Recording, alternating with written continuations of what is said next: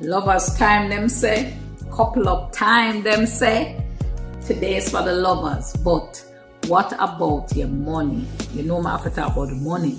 So, are you taking care of your money today? How?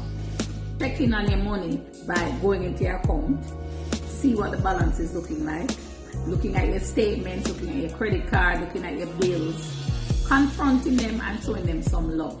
Making a plan to pay down the credit card, making a plan to start growing your investments. That's how you show your money some love. Because when you take care of money, money will take care of you.